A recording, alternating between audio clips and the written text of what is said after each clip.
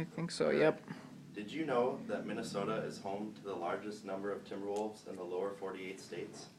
I guess it makes sense then that Minnesota's professional basketball team is named the Minnesota Timberwolves. But the Timberwolves were not the first professional basketball team in Minnesota. According to SportsEncyclopedia.com, from 1947 to 1960, the Minneapolis Lakers represented Minnesota in the NBA. But in 1960, the Lakers packed up and moved to Los Angeles due to lack of attendance at their games in Minneapolis.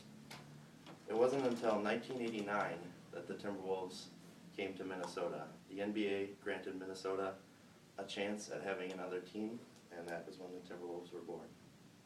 Personally, I've been a fan of the Wolves for about the past 8 years, but I haven't been following the team. I've been following the team more closely for about the past 2 years, reading more articles online, attending more games, and just getting to know the organization as a whole much better.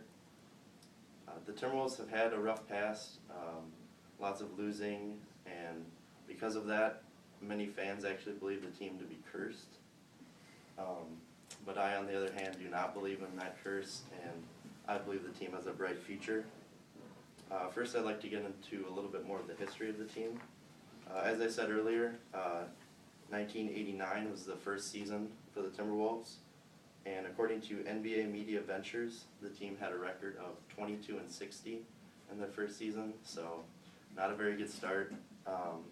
And then for the next 7 years, they played very poorly. They never made the playoffs. But then from 1996 to 2004, they had a great stretch. They made the playoffs every year. And in 2003, they actually advanced to the Western Conference Finals. But then from 2004 to present, they've had another bad stretch of play, never making the playoffs.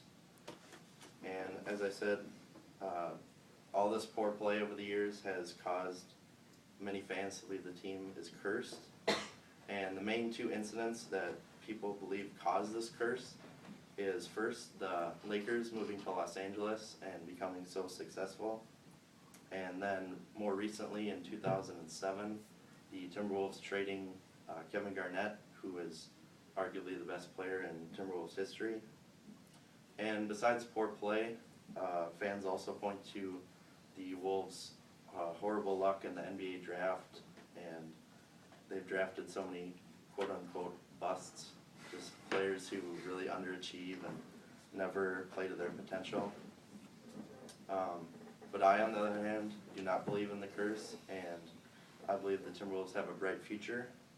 And mainly that is because over the past few years, the Timberwolves have been able to collect a few good young players, including players like Ricky Rubio, whose jersey I'm wearing right now, Kevin Love, and Nikolai Pekovic.